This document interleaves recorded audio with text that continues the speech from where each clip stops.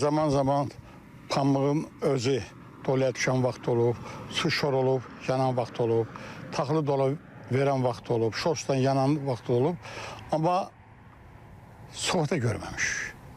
Yəni həm ziyana düşmüsünüz? Hə, ziyana düşmüş, elə bir şey görməmiş. Sonra görə bunları da sığorta elətdirməmiş. İlə müəyyən qədər də elə. Fermer İbadət Cəfərov düz 30 ilə yaxındır ki, pambıq əkini ilə məşğuldur. Bu ildə 25 hektar sahədə pambıq əkəcək. Deyir, indiyənə qədər torpağını sığortalamaq barədə düşünməyib. Amma keçən il təbiətin sərt üzünü görəndən sonra fikrini dəyişib. Sığorta təkcə kağız üzərində yazılan mexanizm deyil. Həqiqətən də fermerə arxayınlıq verir. Ötən il pambıq sahəsi yanandan sonra Əli Səfərov bu fikrə gəlib. Bu 2 ilin ərzində istəmişəm, deməli, mən də sığortalatdırım. Amma keçənləri taxılımın böyrü, bilmirəm hardansa ot tutdu, yandı, fövqəladə hallar gəldi, söndürdü. Amma bu illəri istədim ki, sığorta elətdirəm, sığortaya gecikdim.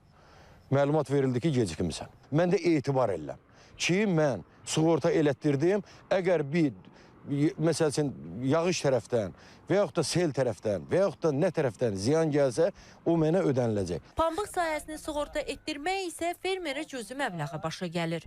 Ölkənin əksər rayonlarında 1000 manatlıq pambıq məhsulunun sığortası cəmi 7-10 manat ətrafında dəyişir. Aqrar Sığorta Fondunun idarə heyətinin sədri Fuad Sadıqovun sözlərinə görə fermerlər may ayının ortalarına qədər əkinlərini sığorta etdirə bilərlər. 15 minə yaxın hektar əkin əraziləri sığortalanıbdır Aqrar Sığorta Fondu tərəfindən.